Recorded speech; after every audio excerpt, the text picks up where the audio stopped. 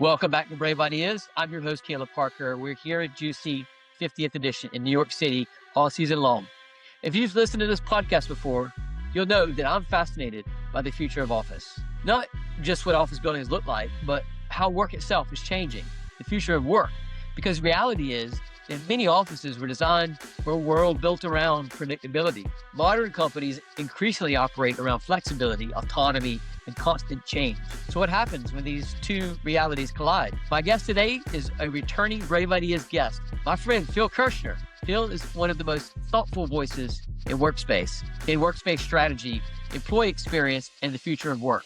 He publishes the Workline newsletter, advises some of the world's largest organizations, and spends a lot of time thinking about how work actually happens. In this conversation, we discuss why traditional offices remain misaligned with modern work, team autonomy, and the future of workplace decision-making, the concept of full stack flex, and why movement and shared infrastructure matter, and of course, how landlords and operators may need to rethink their buildings entirely. This conversation goes well beyond coworking. It's really about where work is headed next. And Phil is one of the most brilliant brains that I know in our industry. So without further ado, let's jump in. Welcome back to the Brave Ideas podcast, Phil. Thank you, Caleb. I'm excited to be here again. This time, first time at GC First America. time at GC ever. For you. Which is crazy. First time for me in GC US, but I've done the UK ones. What do you think? I mean, I've been here like a minute, so far the coffee's great. Well, give a quick shout out to the coffee brand. Yeah, to the right? ranch roasters. Thank you so much. Look, we've got a lot to cover. You were on the podcast before in a different guise, a different hat, and now you're not wearing the hat, but you're wearing the t-shirt. It's true. So before we get started here, what's your view on enterprise flex, that term? What does that mean to you? I think trying to look forward that we are at a moment where corporate occupiers and enterprises that think they know what flex and any kind of like variable physical workspace can mean for their portfolio is very different than the way that they should be thinking about flexibility and mobility and iteration capability within the built environment. So they need a new definition, which I'm hopeful is accretive to the supply side in letting them kind of realize that vision, but it's going to take a lot of work. So you're writing a lot about this, and I'm reading it, picking up what you're putting down. In your recent article, it was a couple weeks ago now, Yep. but the octopus overlooked the office. Yes. You argued that workplace infrastructure shapes the behavior. Yep. Makes sense. Okay. What do you think people still misunderstand, though, about the relationship between the office as what it was and what it is today, and how people actually work? So just to clarify, I wrote that article off the back of reading a really wonderful book called The Octopus Organization by two executives from Amazon Web Services, off the back of their like decades of working with clients on digital transformation. And they described traditional organizations as a tin man, so rigid, square, creaky, slow moving, needing a lot of oil in the system to just like maintain. They have every heart. day. They have a heart, yeah, but they don't move very quickly. And compared it to the organizations that we need, which are more octopus-like, which are, they appear vulnerable, but they're actually very, not only intelligent, but can protect themselves because of how squishy and nimble they are. And octopuses, I never realized, something like 2/3 of their intelligence is in the arms, not the brain. So literally one arm can be doing something that the other arm doesn't know what's happening. So I love that idea about putting power to the edge. And I do think that that's the way many businesses will operate, with general managers of different businesses or teams having much more autonomy to move quicker. But two things really struck me in reading the book. One, the built environment in the most generic sense, not even office, is absent in the book. Like there is no recognition that work takes place in places at all.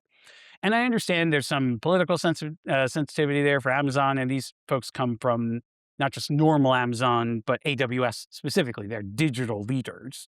I think it showed that us in like real estate and office land are seen as the anti-octopus. We're the most tin man as it gets, right? We are a shell where octopuses are nimble because they don't have one.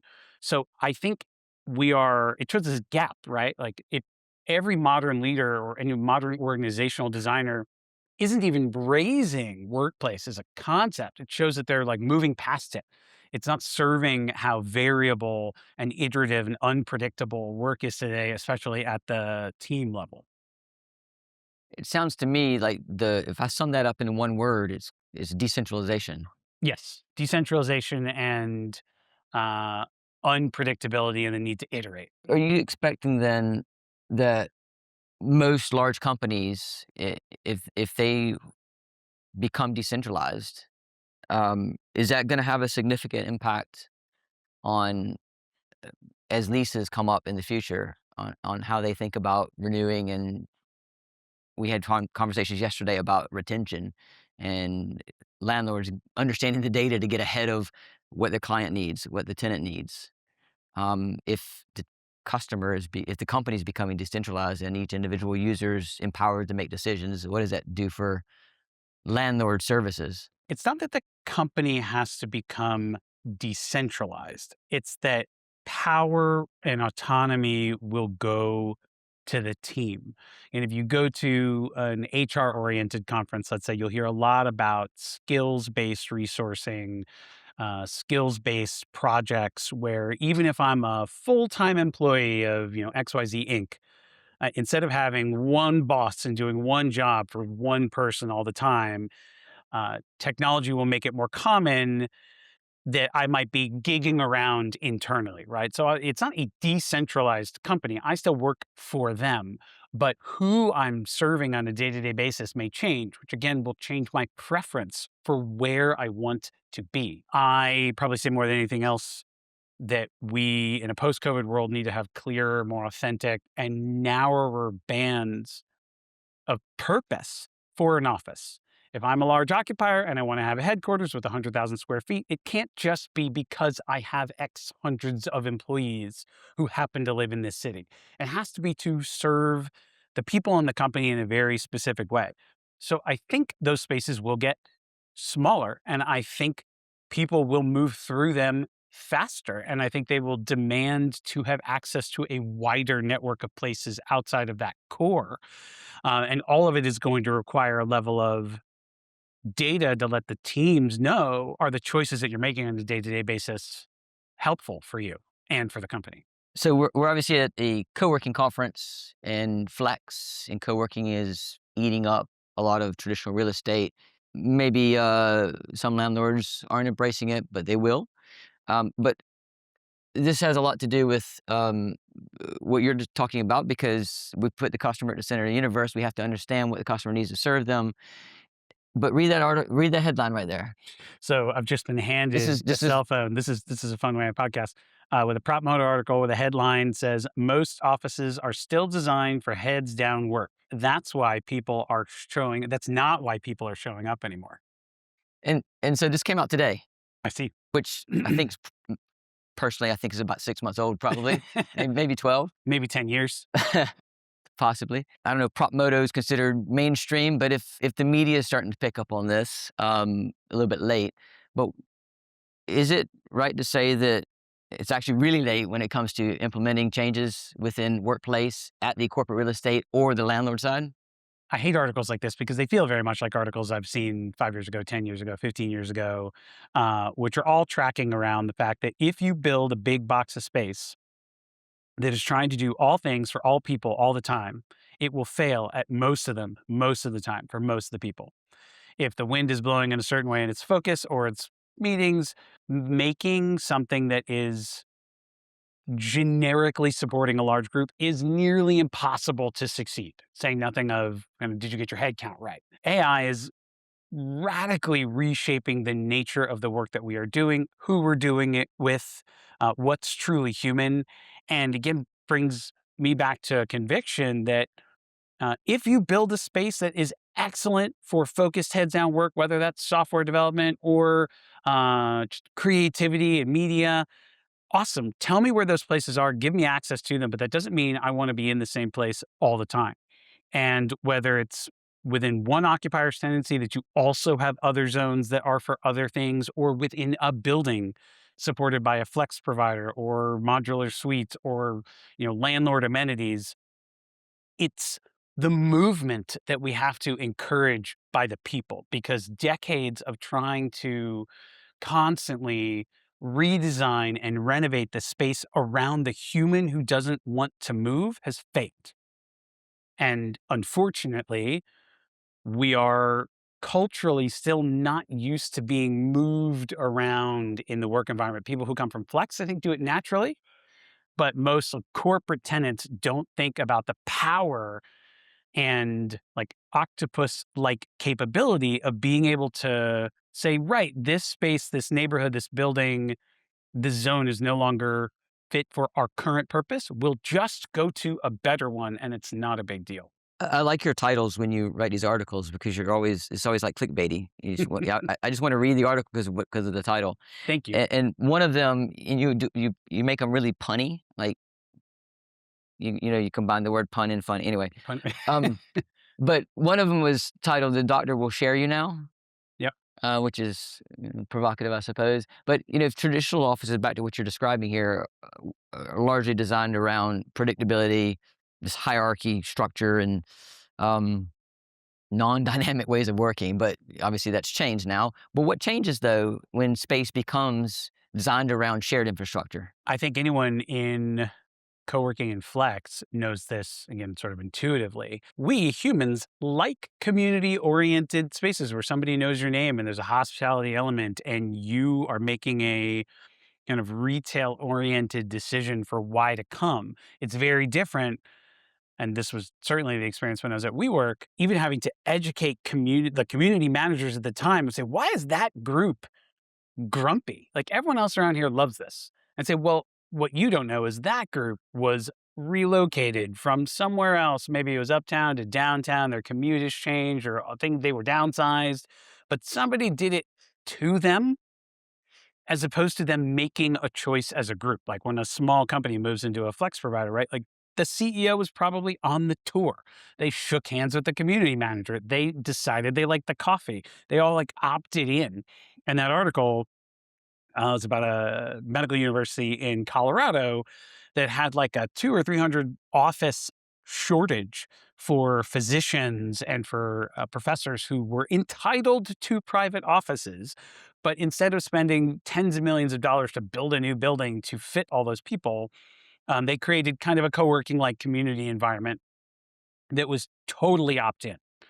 They said, look, we've got a concierge or front desk, we've got nicer technology, newer space, better coffee, all these things. The ticket to entry is you have to give up your private office somewhere else, but we will not make you do it at all.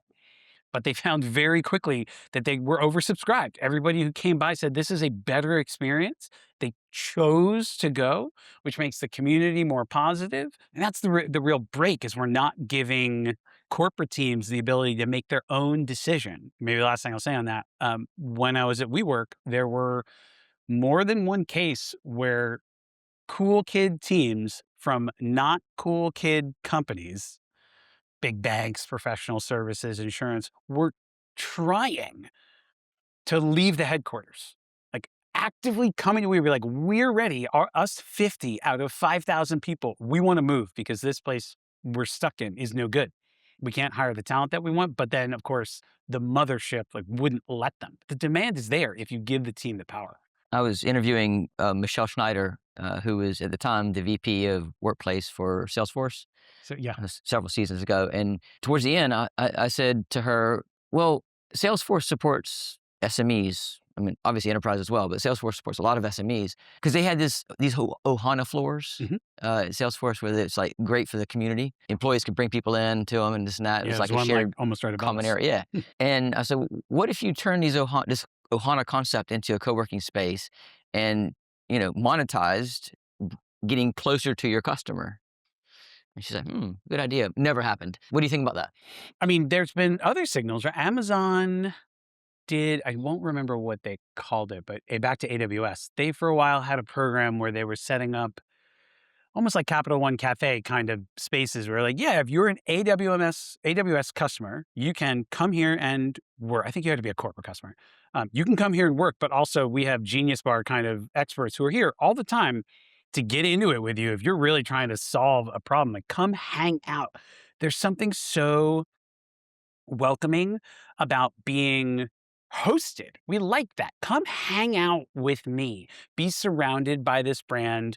It's no pressure, very like OG third place definition. So other brands have done it, and brands were coming to WeWork back in the day. I'm sure they're still doing it now, and setting up like branded spaces and be like, yeah, come hang out. I think it's really powerful and definitely an untapped angle for customer relationships and community building to create more, porous walls. I definitely did not come up with the term permeable co-working. Somebody here might remember where the hell that came from, but I've suggested it to, I don't even know how many headquarters clients. Be like, make some space where people can linger. And usually someone from corporate security is like, hard pass. We are not doing that. But they don't see the value, and I'm hoping we can get there. But it takes a really innovative and upfront Yeah. strategy and support and the conviction to say we're going to use physical space in this world of deeply technical shenanigans, right? To do something human. Come hang out with this business. Well, the security issue is it's a real real. challenge for people. And But there's a law firm in London, it'll come to me which one, that has that like almost Amex Centurion Lounge vibe like, in their lobby. It's a bank. It's NatWest. No, there's a law firm that does it too, for sure. It'll come. Really? But right, like it can be done if you have the conviction to have clients, even for clients, and you don't have to come upstairs and through security. We can meet you downstairs in something that's more vibey. It's great. I wish more people did it. If more people did that, or if enterprise were to move in the direction you're talking about in your articles, it's more than changing the layouts. It's an actual culture change, a behavior change. But when we start designing for these shared environments, how do you see that influencing the behavior of the internal in-house community of a corporate, for instance? If those kind of shared spaces exist. If they exist and they have access to it in a democratized way. I mean, I think it requires, I thought you were going to ask about the landlord actually, because the biggest impact. Well, that's coming next. Yeah, don't that's worry. next, right? Yeah. So I think you need two people are going to have to really change their mindset to do this. One is the owner, operator, landlord, right? Like building a thing that is designed to have that kind of flow, either publicly or privately or some permeability in the middle. On the kind of tenant side, having a conviction to look for the outcomes from choices that people are making in the built environment. This is probably the conviction I write about the most, that nobody's looking at all these signals of, did I come in today or not? Is my team using Slack or not? How are we using Slack or not? What's our, are we adopting AI in particular ways? Like all these behavioral choices where in theory you should be able to say, look, the team that plays the game, that moves around, that goes to the lunch and learn, that tries to spend some time with their client downstairs is actually selling more, staying more, more engaged. I saw this years ago as a practitioner, even in totally private activity-based environments, right? No reservations at the time, sit where you want. We were able to show that the teams that were trying to use shared space like traditional space, going to the same seat every time, putting in little below the surface policies like, oh, that's Caleb's desk, even though it's not really. People want their predictability. Yeah, but they were the lowest performing from like a cultural perspective. They had lower scores on engagement. They had lower scores for effectiveness in the environment. The teams that were moving around said, amongst other things, that by meeting and interacting with new people, even for the same company, that they found the environment to be more helpful for their kind of team productivity, decision velocity, engagement, retention. So I have a conviction there, but you need a team that's willing to watch it from the side and push the behavior, even as a test, to tell a manager, go there for a week. I'm not asking you to change your whole life, and come back and tell me what you thought. Like, did you meet more people?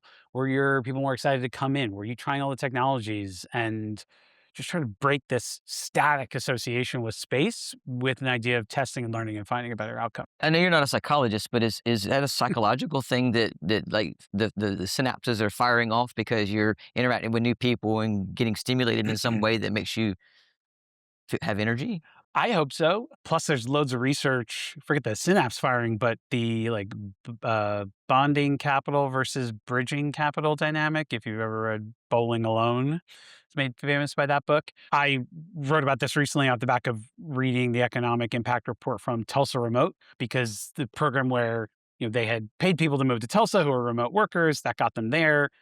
But what has really kept them in the city and juice the economic impact of having all these new people move to town is the programming that they put in place to get people who are not like each other to meet.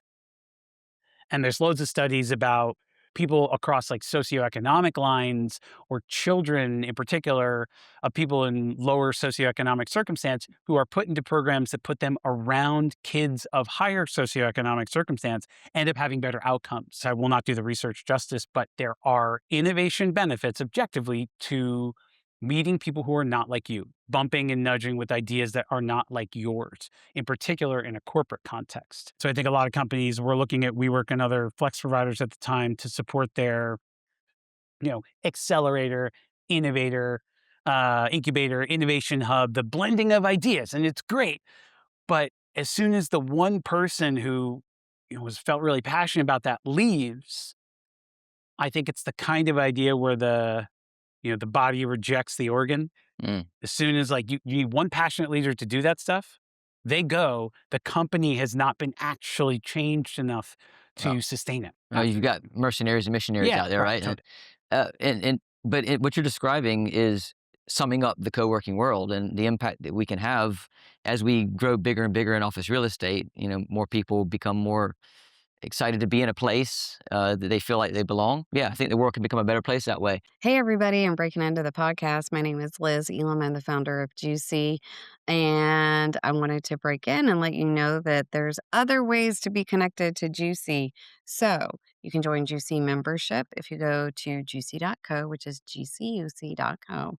On membership, you can find a really great deal right now. We're running a summer series. And in July, we're in the middle of it. And our second speaker is going to be on at the end of July. So definitely look at joining membership, which is also a great way to get discounts to Juicy events in live, in person, in real life, which is where we all want to be right now, is in real life. That is the future. In September, we're going to be in beautiful Cape Town, Africa, doing Juicy Africa for the first time. Antoinette is working really hard on that event. Head over to africa.juicy.co for more information and to get your tickets. Then in October, we're back in London, which is always such a great event. London is such an amazing city. It's so vibrant. The scene is incredible. You should definitely consider attending. You can get information there on uk.juicy.co. Emily is working her tail off, and it's going to be epic as always. And if that wasn't enough, we recently announced that Juicy USA 2027 is in one of my favorite cities in America, the vibrant, the amazing Miami. Early birds are up. They're never going to be this cheap again. So also look at juicy.co for a link to Miami early bird tickets. That's the only place you'll find those tickets. Anyway, we're over here busy thinking of new and exciting ways to educate you guys and inspire you guys. Hope you're enjoying the podcast. We had such a great time at Juicy's 50th with Caleb and Brave, and now I'm going to turn you back to it. When enterprise takes a certain amount of footprint within a community, how does that shift the community vibe? Kills it. How do you get ahead of that? Right. So we did see, right, if you build a 5-story WeWork or any flex provider, and then Amazon or Google or somebody shows up and takes 3 of them, you are no longer running a co-working space. You are running an office for an occupier that doesn't want to come out of their own space. They don't want to come to the events. They demand their own thing. It kills the purpose of the place. I was part of a coalition of people then who believed that we should not allow a single tenant to take more than a certain amount of space in a certain building, but sales targets were what they were. We saw that worked at the time. I think it's okay to have a lot of people from the same company in the same place. And I do believe that the building of the future effectively needs to be full stack flex. But that doesn't necessarily mean full stack co-working in the sense that we think about it. It's breaking down that occupier into its smaller components, right? If it's like one big Google comes along, 3 floors, boom, and they never come out of their space, it's terrible for the fluidity and the community vibe. If you say, look, yeah, there's 20 teams from Google here, but they have higher degree of autonomy. Maybe some of them are moving between kind of smaller suites week over week as they grow and contract. They are more likely to come to events or, go to shared spaces because the team has the autonomy. There's no more like one overlord saying, thou shalt stay in this box. And that's a dynamic we haven't gotten to yet that is not proven, but I'm convinced is what will allow the occupier to roll with the unpredictability of headcount, to deal with different teams who want to work differently, but it's going to require the landlord to want to have a data-driven infrastructure for dealing with constant little changes within that constellation of a building, right? Like just because someone moved into the 5th floor today doesn't mean that they should stay there long. I like the term full stack flex. And when we talk about mercenary versus missionary, I think in the co-working world, we have a lot of missionaries, people who really care about their community. And we need people like that. We also have to make money. And so when you talk about full stack flex, I mean, yesterday I was talking with Flip from Lucid, and he was saying that he's trying to take the best of both worlds from the serviced office world and the co-working world and put them together. And, you've got the vibe and you've got the cash flow. If I go maybe one level up from full stack flex and just call it full stack real estate, office real estate, maybe it's mixed use, maybe it's multi-tenanted. Yeah, real estate as a service, real estate as a product, workplace as a service, whatever you want to call it. And so traditional real estate, you might have a multi-tenanted building that are on 10, 20-year leases. You've got different people that sit inside their layer, their white box, and they don't come out. There's some pizza days or something. But if we start bringing the co-working programming into it, you have the different layers of flex as you're describing. That then moves on the mercenary side of the money. If we think about the value of a building, if lease links are coming down from your traditional office space, whereas it used to be 20-year leases long term, that's the value of the building. Those are coming down now. Maybe the value of the building comes down. But they're big companies, going back to the enterprise. Big enterprise footprint comes in, kills the vibe. They move out, kills the cash flow. Have co-working, lots of customers, have a little bit of churn, doesn't really kill the cash flow because you just replace them. Is enterprise coming into co-working and flex going to help on the mercenary side, help the value of buildings and help the value of the P&L because you've got a larger footprint, a large credit covenant customer coming in? Or is it better to have a lot of smaller teams because you get that diversity and you can fill it when the churn happens? For sure, the question you just asked is like from traditional real estate, we're like tearing down to some new state, right? We go from 20-year lease, high credit, limited number of tenants in the building. They're lumpy, but it helps value. It's less predictable or like more predictable, takes less active management. And the people who put up the money are just putting up the money and not running a product. Pin that for a second.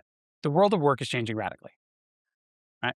This like team-based dynamic, organizations being broken down to their components, agentic workforces, every company born after the year 2000 being radically and dominantly flex, like remote, virtual first, becoming easier to start a business on your own, right? So younger employees like who aren't vibing with the idea of getting laid off in droves, starting things on their own, or reverting to blue collar work, or gigging around between multiple companies, like that.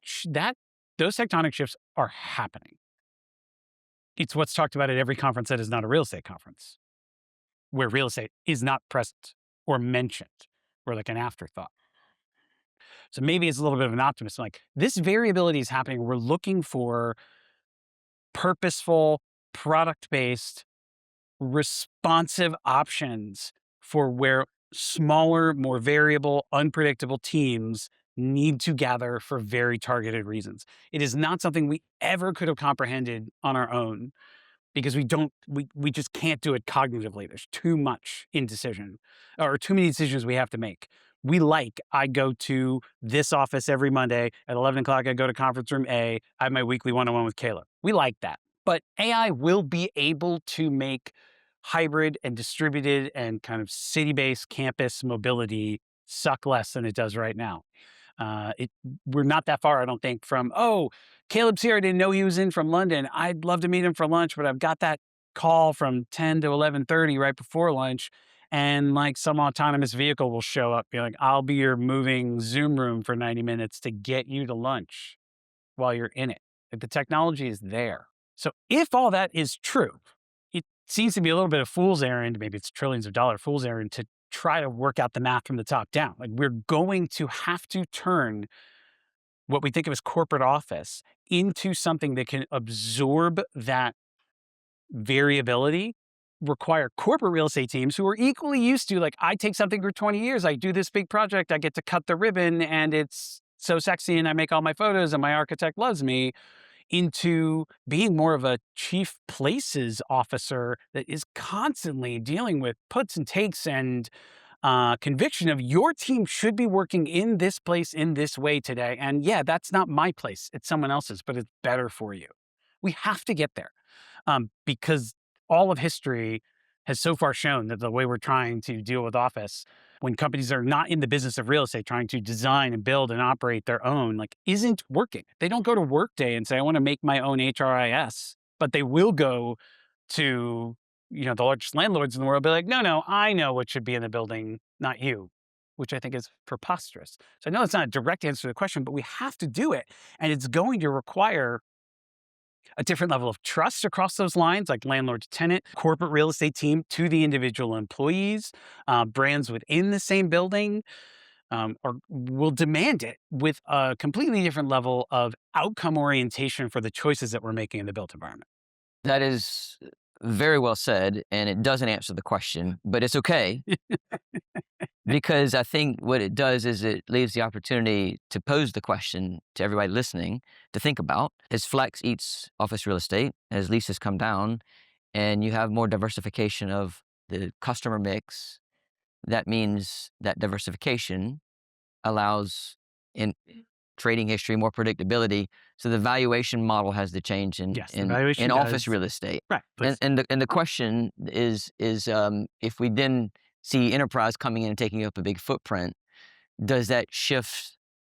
Does it shift the value that Flex is bringing in to that diversification mix? And does it have a positive or negative impact on the valuation from that perspective? I think positive. Yeah. Look, if the building is a product, you'd still have a big customer, but you're not dominating the building in the same way. It's still my product. And hopefully the building has enough of conviction to say, what kind of company are you? Like, how mobile are you trying to be? What are your outcomes? Oh, you're a law firm. You're just trying to come and settle here in 100,000 square feet and people sign me up. That's what they would say. Well, yeah, today, but that can't stand, right? Like, if for a full stack Flex building to work, you have to be able to say, look, we're not for everyone. This is what we stand for. This is how this building works.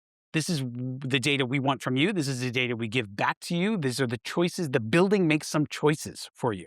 We don't want you to be stagnant in a place that's like too big or too small. We'd rather come to you with an idea, say that the thing you moved into to start with doesn't fit you anymore. We have a better deal for you, which also lets us bring someone else in that fits better where you were. Just like a phone company saying, like, hey, the way you're using your cell phone minutes, like, we can offer you a different deal. You should want to subscribe to that level of service because we have no idea. Headcount grows, shrinks, projects grow, shrink, change. AI changes the business you're in to begin with. I don't want 20 years. I want a responsive partner. So the partner needs house rules to say, this is who I want. And so that if the product can move people around and create that variability and driving outcomes, it will increase the valuation and still welcome large chunks of people from the same organization, but it's not the same block. Like, we want all of your teams. I do not want the enterprise. Phil, I think there's a lot of education that needs to be shared, because you talked about a lot of times at these conferences, these conversations are happening, but real estate's not present. They need to be there. Hopefully everybody's subscribing to your newsletter and reading it that way. If you were advising a landlord today on thinking about how to get ahead of the future, bring flex in, whether they have a full stack flex, or full stack real estate building, what would you say to them today, getting started, that would help them think about how to create a resilient ecosystem, and what should they be looking at to make sure that it's working when they implement it? I have a conviction about where I think we're going for the future to work holistically. I do not think that landlord side or occupier side real estate professionals do. Or if you ask the real estate industry writ large, like, what is the future? I'll still hear a lot of like, well, hybrid's the future. I've written in the past about different models of futures thinking, but one of which defines saying, oh, like desk booking will become more common, or hybrid is the future. Say like that version of the future is very, very restrained and pulled back by the pre-COVID world we came from. It's not actually thinking about the direction of travel for the nature of work, and therefore what might be true for the built environment, right? So neither one of those parties has that on their own, in my experience. We say, what do you think the future is? They don't have it. But if they did, or to say co-develop it together, this is not about a lease. This is, do you align on plausible futures for where work is going? If you do, then have an open dialogue about, hypothetically, like, hey, me, landlord, you vulnerably say, we don't operate today in a way that fits that octopus-like dynamic future. We don't do it. And the corporate real estate team also saying, like, we don't have the juice internally to push people around. We are still treated like an order taker. We lost steam on doing an assigned seating. We're pushed constantly to take out budget from things that are meant to be experiential, right? We're both in this together. The answer comes from your willingness on the supply side to ideate, even totally hypothetically.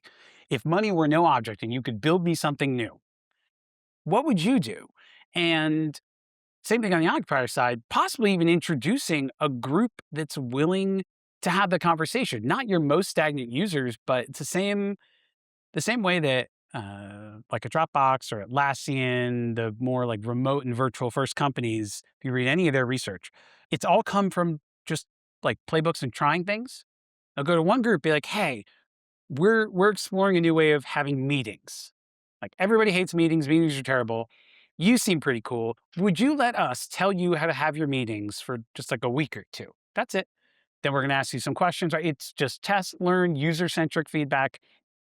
They'll find a cool group that's into it, that's not going to try to get the research team fired if something goes wrong, right? Like, just future forward. You need the same thing. I'd love to bring a group like that that's pretty nimble. Like, they like to try new tools. They have offsites. They gather.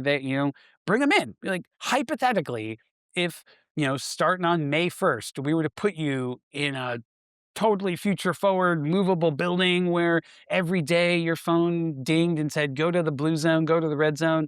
I've pre-ordered your coffee. Just like think that out with me so that we can align on what it would even take for both of us to do it. I was at a hospitality conference yesterday. It was the same conversation. The sort of food and catering vendors and the occupier, there's this very hard line. We're like, you serve me, I put out RFPs to you. We don't ever have a vulnerable conversation about the way that both of our traditional models don't serve us anymore. And someone's got to move first. Well, you're describing what's on your shirt. Yeah. Vibe officing. Vibe officing, man. It's like, it's a feeling. Just kind of go with it. It's like, just bring the two parties together, and everybody has the same, benefits to the outcomes to come out of that. Yeah. We're all going to win, right? Someone's on panel yesterday said to a room full of the, major food services companies, she was like, it's okay to be vulnerable in front of me. Like, just person to person. You can tell me you don't know the answer to the question. You can tell me that you would love to figure out a problem that I have, but that the current contract doesn't even allow you to explore, right? Say it, be a human, because with AI doing so much, like that's the only way we're going to find interesting new things to do is to talk to each other about the ways that our models have to change. So you and I have had conversations in the past about sort of what I wanted to do, which we're not doing, but I want to get your take on it now. Like the idea of a real estate company going with a corporate together to go acquire a building and build out, just got all the shared office environments. Yeah. The enterprise has their space, but can get programmed in. Many reasons that doesn't work. What's your take on that today? Will I ever make it work? I sure hope so. I mean, there are very few non-real estate oriented occupiers who do, just meaning like are not in the business of real estate, are not, Salesforce isn't either, but has a strategy to like build towers, right? So I put them in a different category. Just major real estate investors who happen not to be in real estate, put them aside. For everyone else, there are very few that have just shown to take bold and interesting real estate decisions. Brave Real estate decisions. Just kidding. Yes, right. Once bold, now brave. It's not zero, but it's not many. And I try to tell those stories when I hear them. The hospital doing shared workspace for doctors, or a healthcare company donating a building I read about recently, or being willing to sell the tower, get rid of the tower that's had your name on it for 100 years. Like, why not? Say, oh, we could never, but you can. I'm curious now, from your perspective, even having tried it, I imagine that 99.9% of companies wouldn't even get into a room to whiteboard that idea. They're like, it's so foreign to them. I could never imagine, people wouldn't approve it, that they won't even talk it out. Yeah, it's a small percentage. I think there are some people within companies that are willing to have that conversation, but somebody ends up shutting it down. A big blocker is back to the security aspect, which can be overcome.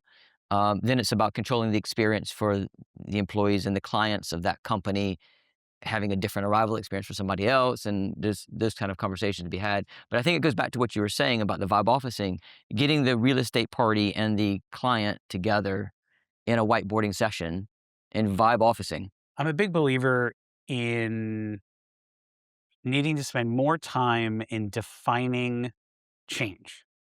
Most anything that could be construed as a change management program usually jumps right into like communication and doesn't spend enough time defining the thing you're trying to change or identifying the resistance to that change before you even embark on the journey. Like, I started my career in information security. I can appreciate a good security-oriented professional who's like, hard no, we are not going to do that. I don't see enough people pushing back, be like, time out, pin the real estate thing for a second.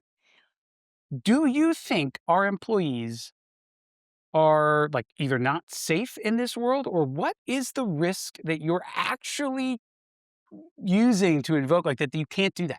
Because like our employees don't literally live in this box all the time. They go to and from home. We may be high travel. We may be all of these things. Like, what else are you doing that defines the kind of playing field for security such that you're honing in on this? And a lot of it could even just be fear, right? Like it justifies their job. Oh yeah, I manage the turnstiles. I do all the security stuff. That's like what I do. So if you say, wait, we're going to relax that, or we're going to shift it to a partner, that's threatening to me, but they won't say that or are not asked. So it just comes out as like, no, we, the company, could not do it. But actually, it's like, you don't want to do it. Yeah, it's a good point. And I think there's it's some of it's mindset, some of it's fear. But I'm hopeful. And I think the future you described is coming. It is coming. We have to embrace it, because otherwise real estate is going to be, and I mean this in the most general sense, like we'll be left out of the future forward conversation when we need to be at the table, because there's so much power we can bring to it. Well, let's have some offline conversations about getting this vibe offices going. And hopefully we'll inspire some others to consider doing that themselves. This has been a great conversation. We could spend 3 hours doing a podcast. We're going to go into Q&A in a moment. And unfortunately, the people listening aren't going to get to participate on that because they weren't here. Remember, they weren't here, but they can subscribe to my newsletter. But we will put a link to that in the show notes. Thank you for tuning in. Until next time, take care of yourself